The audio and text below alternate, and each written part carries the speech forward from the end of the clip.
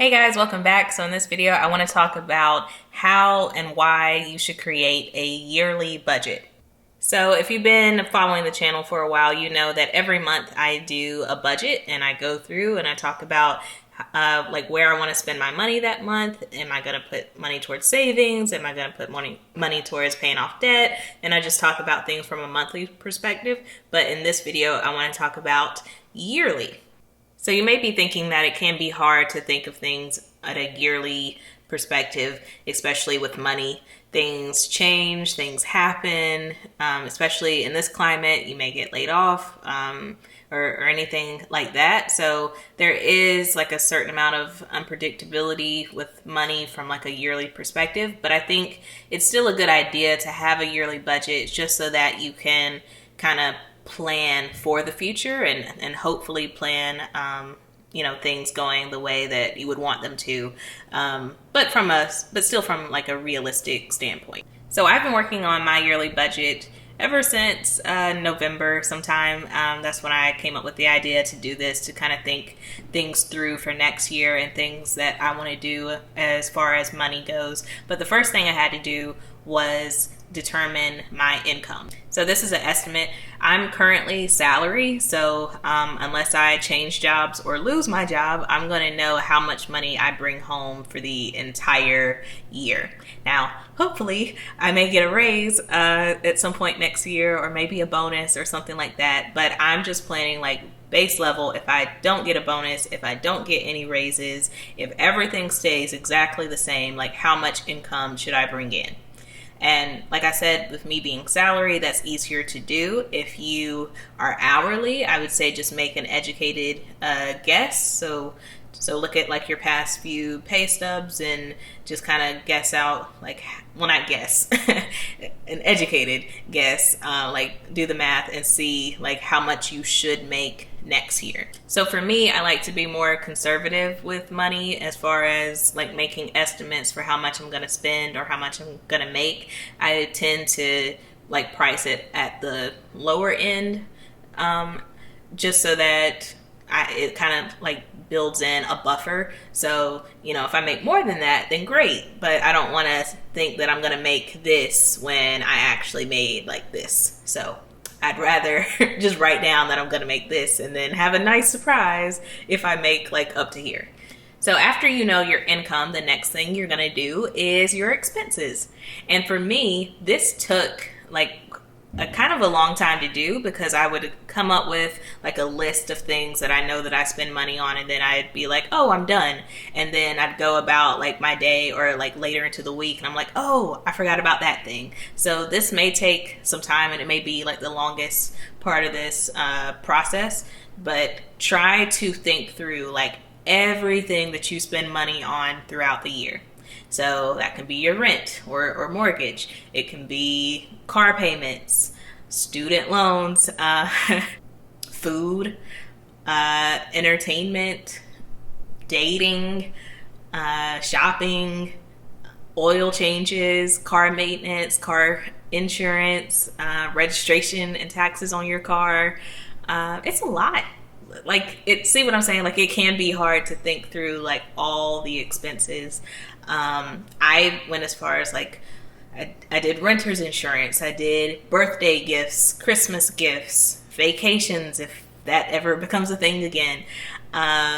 Just really thinking through your life and the things that you spend money on, and just keep thinking through, because the more you think about it, the more you're gonna like come up with expenses. I don't drink, but like if you drink, that's an expense. If you do like other things, like that's an expense. I don't do that either, but like that's an expense. Like really thinking through like everything that you spend money on and writing it down and then adding it up.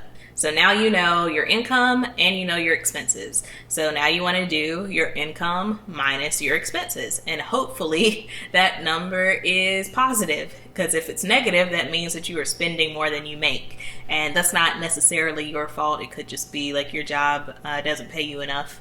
You're not making like a living wage with your job. So that may not entirely be on you. But if it is you, then kind of tighten up and see like where can you cut out expenses. When I did it, I was in the positive actually by like a lot, by like a few $1,000s. So I make more than my expenses. For me, that's really good because if you've seen other videos on the channel, you know that I am currently paying down my debt. So for me, any extra money that I have goes towards paying down debt. And for me, that's my credit cards, which should be paid off completely in March. I think I can do it by March, I think. And outside of my credit cards, I have student loans, but I'm hoping that the government comes through and knocks out those loans, at least some of them.